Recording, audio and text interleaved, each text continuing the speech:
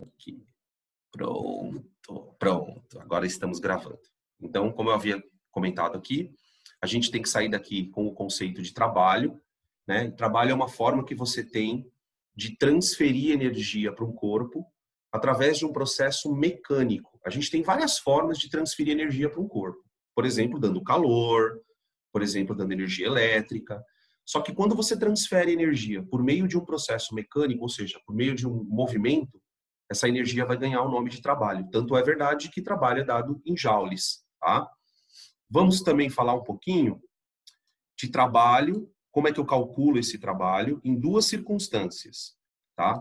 Primeiro com a força constante, e aí a gente vai trabalhar isso com a formulinha, e aí tem alguns exercícios, eu optei por fazer essa abordagem no exercício, como é que a gente trabalha com situações onde a força do corpo é variável. Aí nós vamos ter que trabalhar com gráficos, tá? Aquela história da área do gráfico. Tem alguns exercícios para a gente explorar isso. Beleza. Depois a gente fala um pouquinho das modalidades de energia dentro dos sistemas mecânicos. Então a gente fala da cinética e das potenciais, ou seja, potencial elástica, potencial gravitacional e potencial elétrica, tá? Essas três potenciais, elas têm interesse muito grande para a gente, porque elas podem ser transformadas em movimento. A potencial gravitacional se transforma em movimento, a potencial elástica e a potencial elétrica, que a gente vai discutir na hora de explicar movimento de cargas elétricas, que é o princípio de corrente elétrica, né? Sem entender o conceito de trabalho, a gente não entende movimento de elétrons dentro de um fio condutor, que é o nosso próximo objetivo, tá? Relação entre trabalho e energia, né? Essa relação de transferência de energia por meio de um processo mecânico, é o que a gente vai chamar de trabalho. O teorema da energia cinética, que basicamente prova matematicamente que o trabalho corresponde à variação da energia, né? Eu vou pegar um sistema mecânico que está sob a ação de N forças, várias. Cada força vai fazer um trabalho. Algumas fazem trabalho positivo, outras fazem trabalho negativo, outras fazem trabalho zero. A hora que eu somo todos esses trabalhos que um corpo recebe, eu tenho a variação da energia cinética. Então, eu tenho três situações bem diferentes. Deixa eu mostrar para vocês aqui. Situação 1. Se o trabalho da força resultante for positivo, você tem um corpo com aumento de energia cinética. Em outras palavras, o corpo ganha velocidade. Se o trabalho da força resultante, da somatória de todas as forças, for negativo, o corpo vai perder energia cinética. E a terceira situação é quando o trabalho da força resultante é zero. Quando o trabalho da força resultante é zero, você não tem variação de energia cinética. Então é muito importante que a gente entenda essas situações, porque nos exercícios a gente vai usar direto essa ideia. Ou o trabalho é positivo, ou ele é negativo, ou ele é zero. Tá? Sistemas conservativos e dissipativos. Tá? Nos sistemas conservativos, perdão. Nos sistemas conservativos, o que a gente tem de conservativo? A energia mecânica. Então, a energia mecânica, ela é constante. Nos sistemas conservativos, a grande sacada é que, durante o processo de movimento, você pode ter trocas de energia. Então, o velho exemplo de uma montanha-russa caindo. A energia potencial vai se transformando em cinética. Porém, durante todo o movimento, a energia total do corpo, que é a mecânica, ela acaba se conservando. Os sistemas dissipativos, eles têm esse nome porque tem alguma força que vai tirando energia do corpo. Normalmente, uma força conservativa, ela tem por objetivo transformar cinética em potencial. Exemplo, a força-peso. Se eu abandono um corpo em queda livre, a força-peso tem que trabalho transformar potencial em cinética. Porém, se eu analiso um corpo em queda com atrito, a força de atrito ela não vai transformar potencial em cinética. A força de atrito ela transforma potencial em calor. Tanto é que ela vai atritando, o corpo esquenta. Por isso que os corpos, quando vêm do espaço e entram na atmosfera, acabam queimando. Aquele calor, ele é gerado, aquela energia térmica é gerada a partir da força de atrito que é uma força dissipativa, tá? Beleza? Então, vamos começar os exercícios. Os primeiros são bem tranquilinhos, é para a gente fixar conceito, tá? E depois deixei para o final os mais chatos. Bom, aqui eu tenho 4 situações e ele pede para que nós calculemos o trabalho dessa força F, que tem intensidade 10 newtons, durante um deslocamento de 2 metros. E aí eu tenho 4 situações. Então, vamos lembrar que o trabalho de uma força, ele é calculado pelo módulo da força vezes o deslocamento vezes o cosseno do ângulo entre eles, tá? Essa fórmula, ela é válida, ou ela é, vamos dizer assim, factível, desde que a força seja constante, tá? Se a força não for constante, a gente vai ter que usar a ideia gráfica para poder calcular o trabalho. Aí a gente entra depois nisso. Bom, dentro dessa ideia eu tenho, então, trabalhos positivos, negativos e zero. No item A, o trabalho vai ser positivo, tá? Eu tenho uma força aplicada no corpo, formando um ângulo de 60 graus com o deslocamento, tá? Então, eu tenho que o trabalho da força é 10 vezes 2 vezes o cosseno de 60 graus, que é meio. Meio. Aqui. Então, você tem 10 vezes 2 dá 20, vezes meio dá 10 joules, tá? Qual a interpretação que eu gostaria que vocês dessem? Aqui eu vou colocar o sinal positivo, tá? Embora não precise, mas só para a gente lembrar. Esse trabalho vai aumentar a energia cinética do corpo, tá? Então, é um trabalho motor. Peraí. Tem alguém me chamando aqui.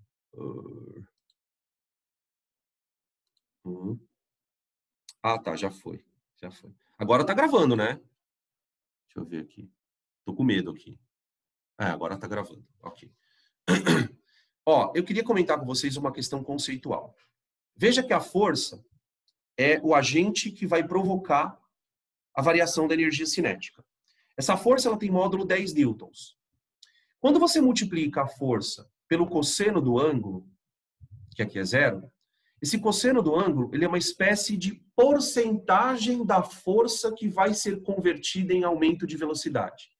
Quando o cosseno do ângulo vale meio, é como se você estivesse dizendo, olha, dessa força de 10 newtons que você aplicou, 50% dela está sendo utilizada para fazer trabalho.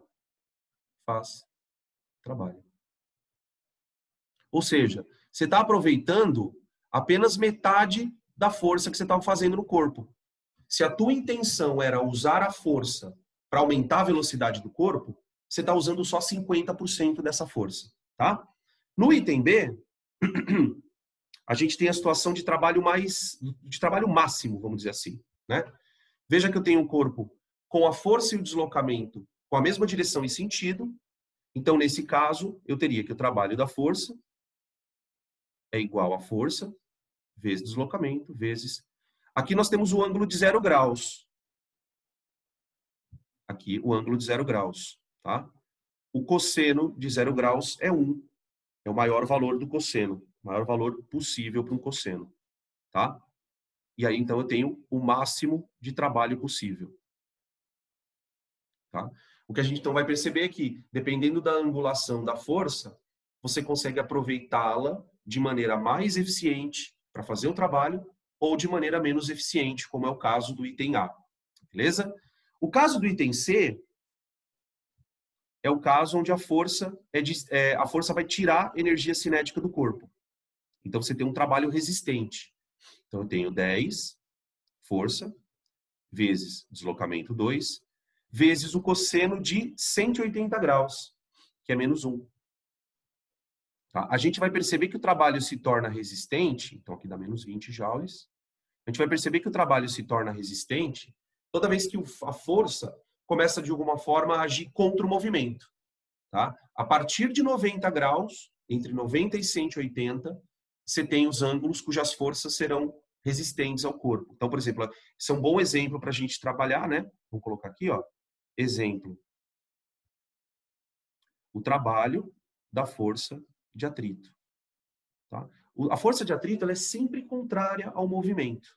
Então, você pode esperar sempre um trabalho negativo, tá bom? Chamar a atenção de vocês, antes da gente entrar no item D, para o trabalho da força-peso, tá? Por quê? O trabalho da força-peso, ele pode ser positivo ou negativo. Ah, você fala assim, Danilo, mas espera aí, estranho. A força-peso está sempre apontando para baixo, não está? Tudo bem, só que nem sempre o corpo está descendo. Né? Se eu jogo um corpo para cima, durante a subida do corpo, como é que você explica que ele está freando? Porque o trabalho do peso é negativo. Ah, então o peso, ele é uma força resistente na subida. Lá na cinemática, a gente já classificava isso como movimento retardado. Na descida, você tem a situação diferente. Tá? Na descida, o peso e o deslocamento estão apontando para a mesma direção e mesmo sentido, então o trabalho do peso acaba sendo um trabalho motor. Tá? Fica bem atento a isso. E no item D, vou colocar aqui no cantinho, eu tenho o trabalho de uma força perpendicular ao deslocamento. Né? O trabalho desse tipo de força vai dar zero sempre. Então, olha só, 10 vezes 2 vezes o cosseno de 90 graus. Zero. Tá? Forças perpendiculares não realizam trabalho. Nenhuma delas. Aqui eu posso destacar duas, tá? Fiquem atentos e atentas. Qual é o tipo de força que está sempre perpendicular ao deslocamento? A normal. Ah, então o trabalho da normal é sempre zero? Sim. Não precisa nem fazer conta. O cara pediu para você calcular o trabalho da normal, pum, zero. Mesmo ele estando no plano inclinado, hein? Porque eles lembram que forças normais têm esse nome justamente porque são perpendiculares, tá? E tem uma forçazinha bem famosa chamada centrípeta. Então, por exemplo, olha como a física é foda, né, gente? Acabei de falar para vocês que o trabalho do peso pode ser positivo ou negativo. Agora, se eu estiver trabalhando com um movimento de órbita, por exemplo, imagina um satélite orbitando em movimento circular ao redor da Terra.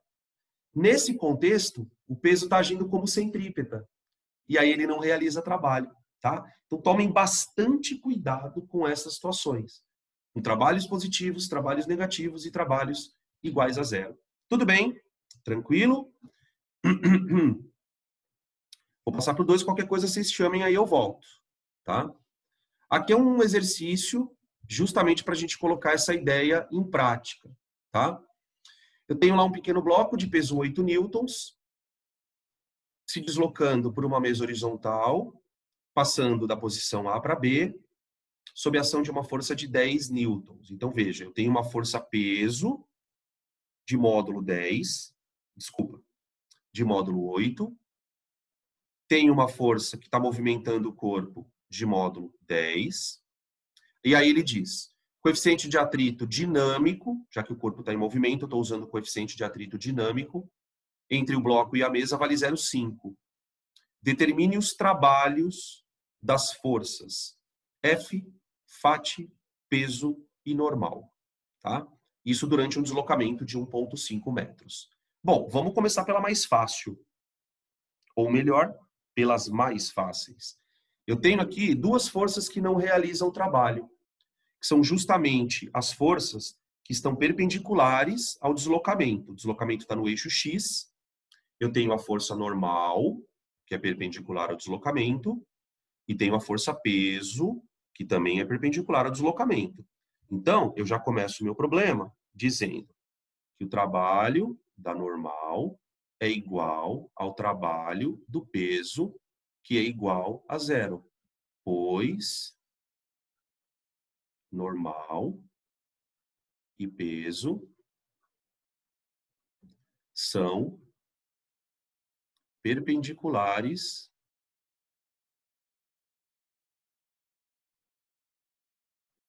ao deslocamento.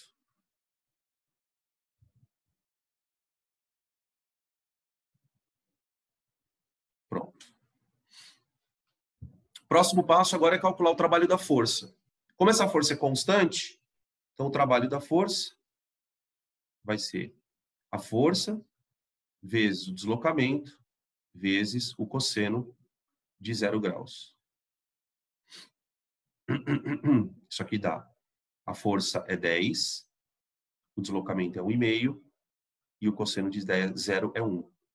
Então, eu tenho aqui 15 joules de energia. Ó, o que eu percebo? A simples aplicação da força em 1,5 metro deu para o corpo 15 joules de energia. Essa energia que foi fornecida por quem aplicou a força, né? Porque lembra que a energia é uma coisa que se conserva.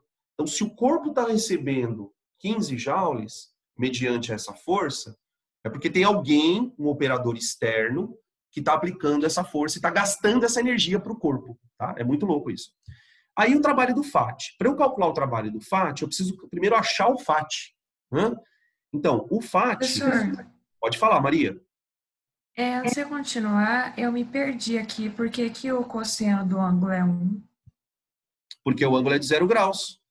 Olha só, se você olhar aqui na figura, o deslocamento não está indo para a direita? Ele é um vetor Sim. para a direita. A força também é um vetor indo para a direita. Então, eles formam entre si o ângulo de 0 graus.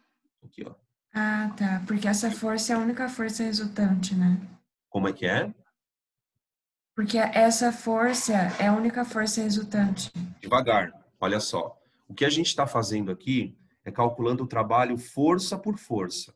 Aqui vale a pena a gente lembrar uma coisa, Maria. Quando eu falo assim, ó, deixa eu fazer uma anotaçãozinha aqui no canto, porque isso é importante. Quando eu falo assim, olha, o trabalho da força é igual a força vezes deslocamento vezes cosseno de θ. Essa fórmula, ela pode ser aplicada de duas maneiras. Você pode usar essa fórmula para calcular o trabalho de cada força. Então, eu vou calcular o trabalho da força-peso. Então, o trabalho da força-peso. Ah, esse deu 0. O trabalho da força normal. 0. 0. O trabalho da força F. Eu estou calculando individualmente. Agora, eu posso usar essa técnica da seguinte maneira. Eu posso dizer que o trabalho da força resultante é a força resultante vezes o deslocamento vezes o cosseno de θ. Eu posso fazer de dois jeitos, tá? Eu vou mostrar para vocês uma coisa. Eu vou fazer o problema de dois jeitos. Eu estou calculando o trabalho força por força. Tá vendo? O que eu vou fazer depois? Eu vou pegar esses trabalhos, vou somar e vou encontrar o trabalho da força resultante. Então, eu posso fazer separadamente ou eu posso pegar todas as forças e agi-la e fazer com que elas se tornem uma resultante. E aí eu faço uma conta só. Aí você fala assim, Danilo, por que você estava fazendo o trabalho de força por força? Então, o trabalho do normal e o trabalho do peso, porque foi o que ele pediu, ó. Determine os trabalhos das forças, tá? Então, olha só. Vou fazer aqui o FAT. Vou calcular o FAT. FAT é Mi vezes a normal, certo? Então, a normal nesse caso é igual ao peso, concordam? Olha só, eu tenho aqui na vertical o peso e a normal, tá? O módulo dessas duas forças é igual. Ah, Danilo, como é que você sabe que o módulo é igual? Porque o corpo não está nem subindo nem descendo. Só tem peso e normal, tá? Então, eu vou escrever assim. Que o trabalho... Opa, preto não. Que a força de atrito é igual a Mi, que vale 0,5, vezes a normal, que é igual ao peso. O peso é 8, então 8. Então, olha, a força de atrito ela vale 4 newtons. Portanto, vamos calcular o trabalho dela agora. Então, deixa eu só fazer umas bolotinhas aqui nos trabalhos que a gente já calculou. O trabalho do FAT é igual. Olha lá, Maria, presta atenção agora. Ó. É FAT vezes D vezes cosseno de 180. Porque nessa situação, eu percebo que o deslocamento está para a direita e o FAT está para a esquerda. Então, essa situação aqui é exatamente equivalente a isso aqui, ó. Essa situação. Tá? Entendi. Então, o que vai acontecer agora? Então, vai ficar igual a FAT, força de atrito vale 4, vezes deslocamento, 1,5, vezes cosseno de 180, menos 1. Portanto, isso aqui dá o trabalho do FAT igual a menos 4 vezes 1,5, que dá menos 6 joules. Tudo bem? Beleza? Então, veja que a gente tem 4 forças agindo no corpo. 4. Uma delas aumenta a energia cinética do corpo. Quem está aumentando a energia cinética? A força F. Como é que você sabe que ela está aumentando a energia? Porque ela fez um trabalho positivo no corpo. Tem uma outra força que tira a energia cinética do corpo. É o FAT, trabalho negativo.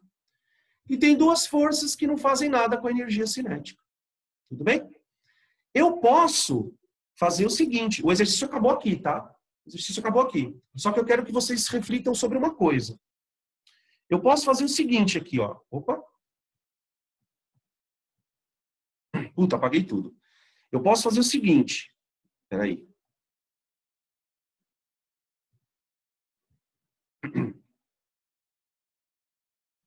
Eu posso pegar esses trabalhos... Ixi, o computador está travando aqui.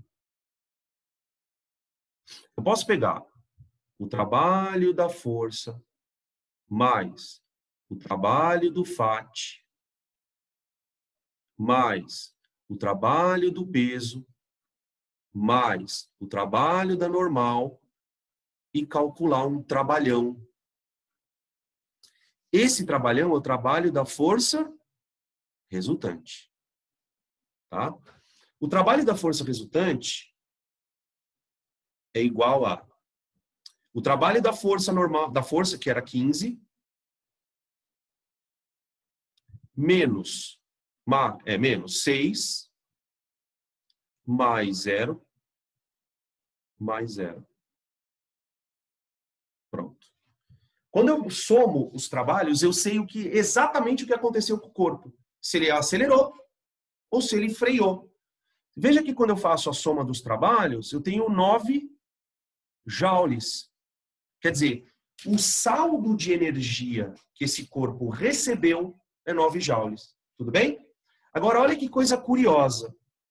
Eu posso chegar nesses 9 joules fazendo uma outra conta. Vem cá, vamos fazer uma continha juntos. Qual é a força resultante no corpo? Vamos calcular a força resultante. Vê se você concorda comigo. Para calcular a força resultante, bom, peso e normal se anulam. E a força resultante, então, desse corpo seria...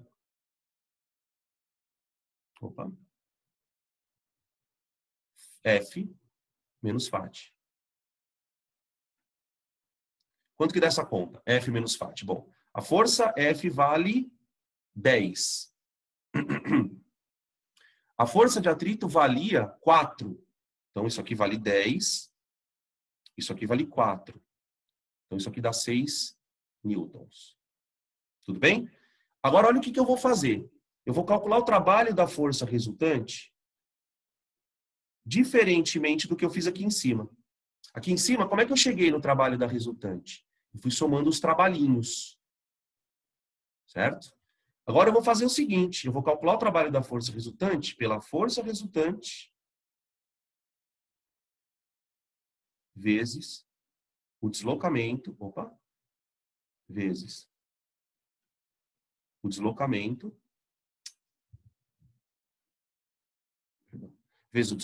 vezes o cosseno do ângulo entre eles. Vamos parar para pensar um pouquinho. Desconsiderando as forças e pensando numa única força agindo, vocês vão concordar comigo que a força resultante está apontando para a direita. Tá? Por que eu sei que a força resultante está apontando para a direita? Porque a força F, que vale 10, é maior que o FAT, que valia 4. O deslocamento está indo para a direita também. Então, eu vou dizer que o trabalho da resultante é igual a força resultante vezes. Qual foi o deslocamento que essa força resultante provocou no corpo? 1,5. Vezes o cosseno de θ. Θ, se eu pensar em termos da resultante, ele vale 0. Então, aqui vale 1. Olha quanto deu o trabalho da resultante. 9 joules. E tem que dar 9 joules, né? Não podia dar diferente. Então, o que eu quis mostrar para vocês com esse exercício? Eu tenho duas maneiras de chegar no trabalho de uma resultante. Ou fazendo trabalho por trabalho e somando, em alguns exercícios isso é bom, ou fazer a resultante de forças e colocar a resultante na fórmula do trabalho. Eu devo chegar nos dois, pelos dois caminhos, né? Eu devo chegar no mesmo resultado. Tudo bem? Beleza? Perguntas aqui, senão eu vou passar. Questão número 3. Questão 3 é para mostrar uma coisa para vocês. Tá? A gente vai olhar para essa questão e tirar uma conclusão. Calcule o trabalho do peso de um bloco de massa 1 kg nos deslocamentos de A até B, segundo as trajetórias 1, 2 e 3. Dado que G igual a 10 metros por segundo ao quadrado e a altura meio metro. O que chama atenção nesse exercício é que ele pede para que nós calculemos o trabalho do corpo indo do ponto A para o ponto B, só que ele está fazendo 3 caminhos diferentes. Aí você fala assim, Danilo, será que esses caminhos, sendo diferentes, não vão exigir ou não vão causar um trabalho diferente? Bom, vamos pensar um pouquinho. Quem causa trabalho é uma força. Então, qual é a força que está realizando o trabalho? Força que realiza trabalho. É a força-peso. Tudo bem. Como é que eu calculo o trabalho da força-peso, então? E lembrando que nós estamos numa descida. Então, se eu estou numa descida, eu sei que o trabalho vai ser positivo. E a gente vai provar isso, tá? Não é tipo bruxaria. Olha só. O trabalho da força-peso é peso vezes deslocamento. O deslocamento do corpo na vertical corresponde a H. E por que eu tenho que olhar para o deslocamento na vertical? Porque a força-peso tem um vetor cuja direção é vertical. Então, a força-peso está levando o corpo para baixo. Se o corpo está indo para o lado ou para o outro, isso não tem nada a ver com a força-peso. Pode até ser que tenha algum outro corpo empurrando ele para lá.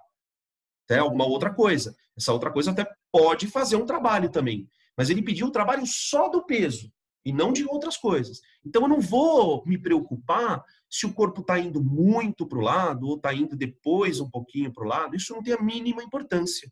Eu vou colocar na fórmula a altura vezes, na descida, qual é o ângulo formado entre o peso e o deslocamento.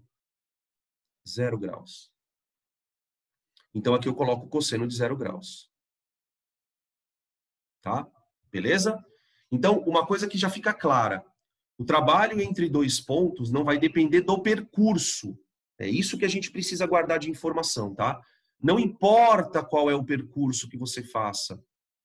A força está atuando na vertical. Então, se você percorreu a mesma altura, nos 3 caminhos, essa força vai fazer o mesmo trabalho, tá?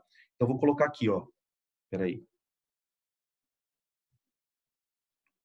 O trabalho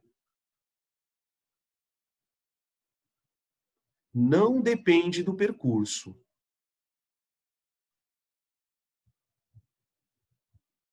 Do percurso. Tá?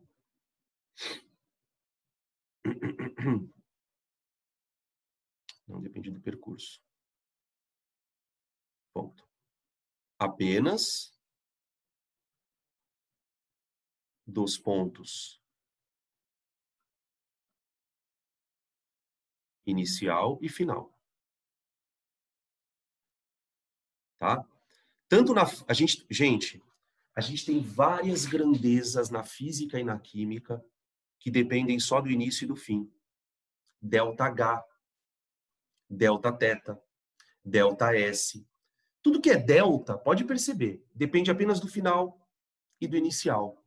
Essas funções cujo valor não depende do caminho, dependem só do estado inicial e final, elas são chamadas de funções de estado. Quando a gente for trabalhar termoquímica, eu vou falar muito sobre essa expressão. Olha, gente, o ΔH é uma função de estado. Ou seja, para você calcular o ΔH de um sistema, você precisa saber a entalpia final e a entalpia inicial. Não importa se aquela reação aconteceu em 30 etapas. Isso é o princípio que a gente vai usar para enunciar a lei de Hess na química, tá? Bom, outra coisa que eu queria comentar. Não, agora eu não queria comentar mais nada. Ah, quero sim, peraí. Peraí, que tem uma coisa muito, muito importante. Importante. Eu vou descobrir uma coisa muito interessante aqui, ó. Se eu abrir a fórmula do trabalho, eu vou escrever ela assim, ó. Trabalho do peso é igual a peso, M, G e H. Tudo bem? Olha que interessante. E aqui eu sei que o cosseno de θ vale 1. Tá? Então, olha que interessante. O trabalho da força-peso corresponde exatamente à energia potencial do corpo, mgh. Quer dizer, o que eu devo entender com essa fórmula? Que à medida em que o peso vai atuando, esta energia potencial vai diminuindo, não vai? Hipote? Aqui ela vai diminuindo, porque o corpo está descendo, né? O corpo está descendo. Peraí, deixa eu escrever uma coisa antes. Tá foda hoje, hein? Apaguei tudo de novo aqui. O trabalho do peso é mgh vezes 1. Isso aqui vale energia potencial. Enquanto a força-peso atua na descida, a energia potencial vai diminuindo. Diminui. Tá? Paralelamente a isso, o que a gente espera que aconteça com a cinética? Que ela aumente. Tá?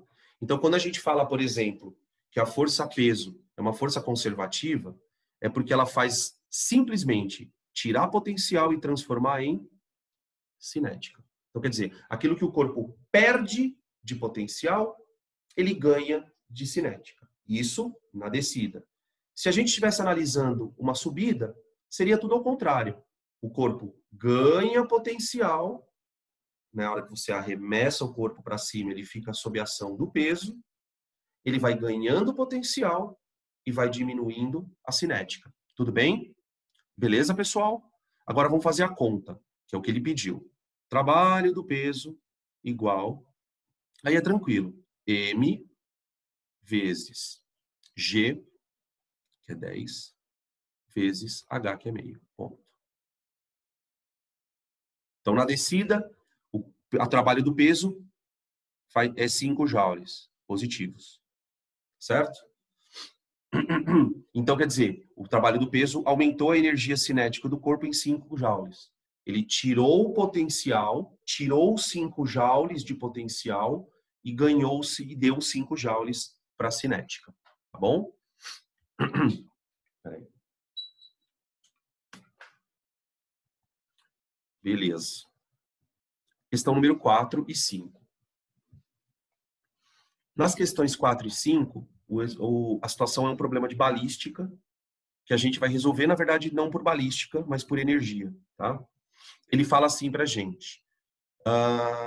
Deixa eu só ver uma coisa aqui. Ah, beleza.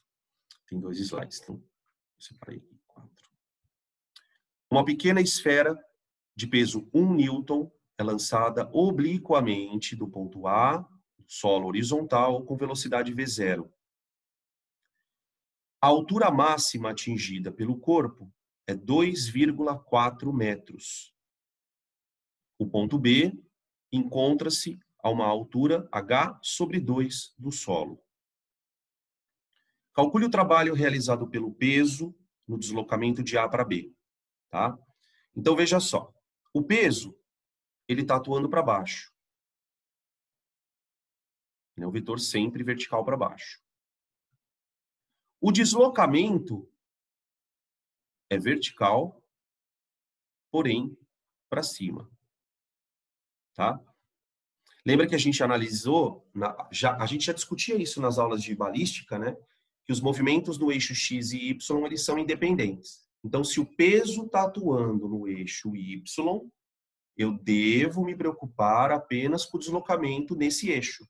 E esquecer que o corpo está sendo arrastado para o lado. Isso para a gente não tem importância.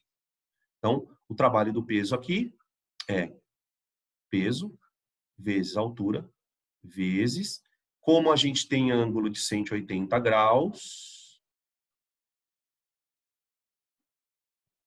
aqui fica menos 1. Tá? Pronto. 1 vezes a altura, 2,4,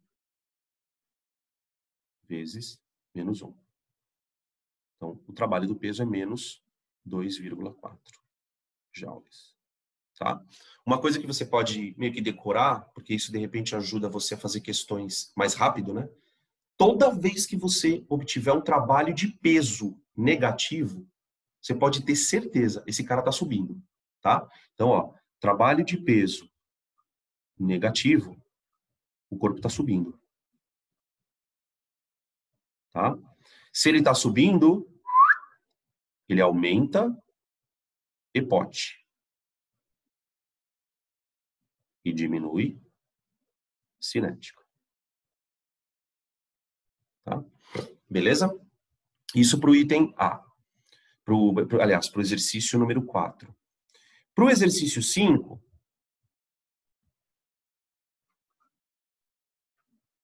ele pede para a gente calcular o trabalho do peso, de novo, no deslocamento de B para C.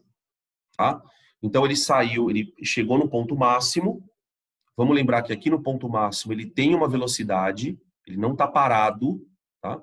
Mas isso para a gente não importa, porque a velocidade que ele tem aqui é uma velocidade horizontal.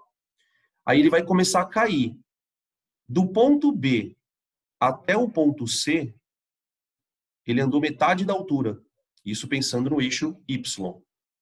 E durante esse deslocamento, o trabalho atuou, desculpa, a força-peso atuou sobre ele. Então aqui nós temos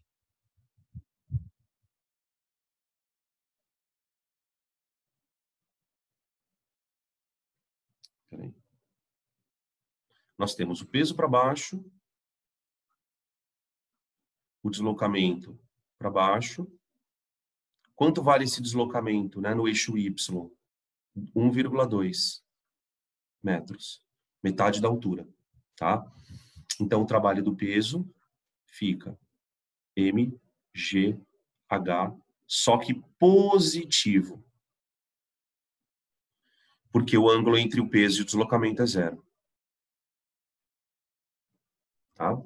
Então, o trabalho do peso fica igual. Aqui ele já deu a força, né? O peso dele vale 1 newton vezes 1,2. 1,2 joules positivos. Tá? Aí a mesma coisa, né? O trabalho positivo indica subida. Ou subida não, descida.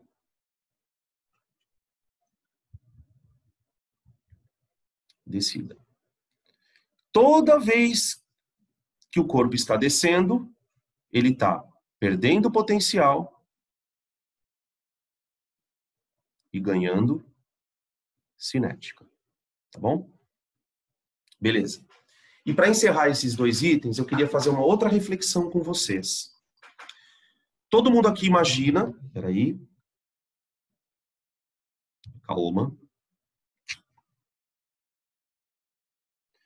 Resolvi usando energia mecânica nos pontos. O problema é o seguinte, Lai. Eu não... Porque para você usar energia mecânica, eu não sei como é que você fez. Você não calculou nenhuma energia cinética, né? Porque... Não sei se dá para... Não sei o que você fez. Depois você faz o seguinte para mim. Manda uma foto da sua resolução. E aí eu posso dar uma olhada. Eu acredito que deva estar certo, né? Se você chegou no resultado.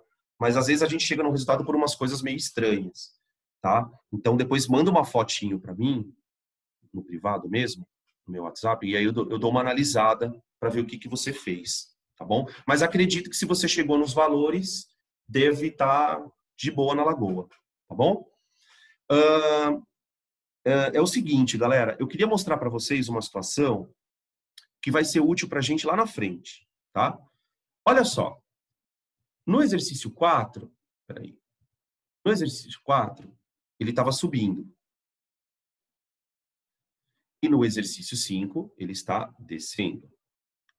Todos nós sabemos que o processo de subida, ele não é um processo espontâneo.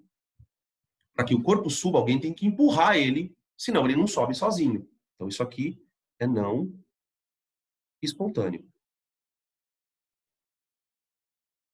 Quer dizer, alguém teve que arremessar essa bolotinha para que ela conseguisse chegar até ali, naquele ponto. Todo processo que não é espontâneo faz a energia potencial do sistema crescer. Isso é uma informação muito, muito, muito, muito importante. Todo processo espontâneo, e aí eu estou falando de todo não só na física, tá? Na química, faz a energia potencial do sistema crescer. Já nos processos espontâneos, aqueles que acontecem sem a nossa interferência, quer dizer, eu não preciso que alguém arremesse o corpo para ele cair. Basta eu abandonar e deixar a natureza cuidar. Nos processos não espontâneos, a energia potencial sobe. Nos processos espontâneos, a energia potencial diminui. Tá? Sabe onde a gente vai parar com isso? Na diferença entre pilha e eletrólise. Né? As pilhas, elas são processos espontâneos porque elas convertem energia potencial, que a gente vai chamar de energia de potencial químico, em energia cinética, que é a energia do movimento dos elétrons. Tá? Quando a gente usa uma bateria, a energia, essa pergunta aqui tem procedência. A energia potencial tem a ver com na verdade, assim, a variação de potencial, Nath, ela tem a ver com a variação de entropia. O que a gente vai discutir, vai descobrir, na verdade? Os processos que a física, a química chama de espontâneos, a gente fala assim, olha, processos espontâneos tendem a aumentar a entropia. Esse aumento de entropia, de desordem, é sinal de que a energia que estava guardada saiu do armário. Estava lá guardadinha a energia, as partículas começaram a ficar desorganizadas, começaram a aumentar a agitação. Então, dentro de um sistema químico, esse aumento de caos, esse aumento de desordem, é um indício de que você está diante de uma situação espontânea. Então, está certa a ideia de pensar em energia potencial como relativa à entropia. Tá? É importante a gente ter fazer esses links, porque depois a gente não pena tanto quando for aprender energia livre de Gibbs, tá? Porque vocês não vão escapar de mim. Agora a gente está online, eu tenho todo o tempo do mundo. Vocês estão ferrados. Muito bem. Bom, vou passar para o exercício 6. O exercício 6, a gente vai deduzir uma coisa aqui, que depois para fazer, acho que o 8, 9, o 10, a gente vai fazer rapidaço, tá? Bom, como eu estava... Antes da gente ler o enunciado, deixa eu fazer uma introdução aqui. Peraí. Eu acho melhor eu fazer uma coisa aqui. Bom, vamos lá. O negócio é o seguinte. O trabalho da força, ele é FD cosseno. Muito bem. A pergunta é a seguinte. Como eu calculo esse trabalho se essa força variar? Aí nós estamos diante de uma situação que vai envolver gráfico. E esse exercício 6, ele vai justamente explorar esse problema. Porque veja qual é a situação. Vamos ler aqui juntos. Um bloco está preso a uma mola de constante elástica, 200 newtons por metro. Então, quer dizer, para você deformar 1 metro de mola, você precisa fazer 200 newtons de força. Uma mola bem dura, tá? Seu comprimento, quando no equilíbrio, é 0,20, que é o x0, tá? Onde ele está ali naquela posiçãozinha 0. A mola é alongada até que o seu comprimento passe a 0,4. Qual é o trabalho da força no deslocamento de A até O? Qual é o problema, gente? A força elástica, ela é calculada pela lei de Hooke, né? Como Kx. Só que esse x é a deformação. Daí para pensar uma coisa, gente. Conforme eu vou esticando a mola, vocês concordam que o x vai aumentando? E conforme o x vai aumentando, a força elástica também aumenta. Quer dizer, se eu desloco um pouquinho, você tem uma forcinha. Se eu desloco mais um pouquinho, eu tenho mais uma forcinha. Mais um pouquinho. Então você imagina que para você puxar a mola, quanto mais longe você quer puxar da posição de equilíbrio, mais força você tem que fazer. Então nós temos um problema aqui, porque eu não tenho um valor de força o qual eu possa jogar na conta. Então eu vou fazer o seguinte, eu vou construir um gráfico de força por deformação, tá? Esse gráfico a gente viu na aula de força elástica, tá bom, gente? Ó, um gráfico, perdoem aí a curvinha, tá? Tá meio zoado. Força elástica em função da deformação. Aqui eu vou colocar deformação, tá? Def.